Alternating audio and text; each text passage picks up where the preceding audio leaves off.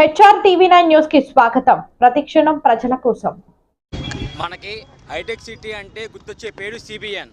అలాగే ఇప్పుడు అమరావతి అంటే పేరు గుర్తొచ్చేది లోకేష్ అన్నది. ఇది తరతరాలు గుర్తుండిపోద్ది.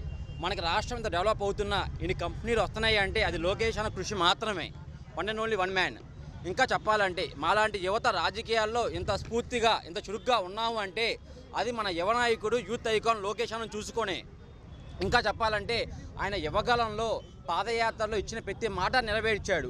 మన మెగా డిఎస్సి 16 లక్షల ఉద్యోగాలు ఇచ్చిన మాట నెరవేర్చాడు.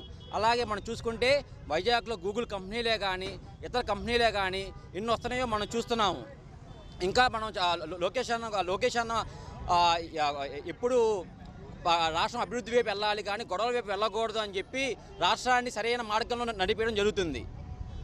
ఈ సందర్భంగా మేమందరం లోకేష్ అన్నకి పుట్టినరోజు శుభాకాంక్షలు తెలియజేస్తున్నాము. అలాగే ఈ సందర్భంగా ఇంకో విషయం నేను చెప్పాలనుకుంటున్నాను.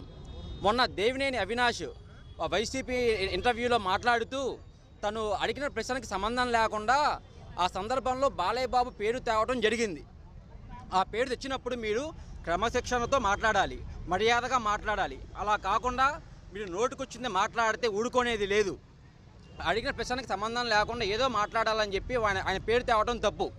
అమ్మ లాంటి పార్టీని మోసం చేసి అదే పార్టీకి కార్యాలయం మీద దాడి చేసి దానికి మీకు 24లో ప్రజలు బుద్ధి చెప్పాడు.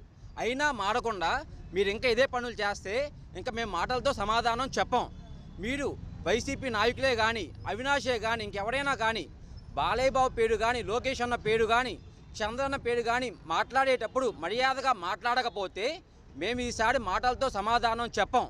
మన రాష్ట్రం అభివృద్ధి వైపు వెళ్ళాలి, గొడవల వైపు కాదు అని చెప్పిన లోకేష్ అన్న మాట మీద మేము నిలబడి ఇన్నాళ్ళు ఎటువంటి తప్పు చేయకుండా ఎటువంటి గొడవలు చేయకుండా ఉన్నాం.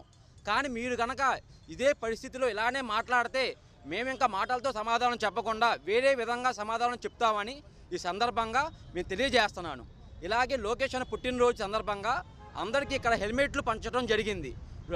వాహనాల మీద రోడ్డు మీద వచ్చే ప్రతి ఒక్కళ్ళు క్షేమంగా ఇంటికి వెళ్ళాలనే ఒక మంచి ఉద్దేశంతో మేము ఈ మంచి రోజున ఇలా మేము హెల్మెట్లు పంచి ప్రజలకి ఏదో ఒక రక్షణ మార్గంలో ఉండాలని కోరుకుంటున్నాము.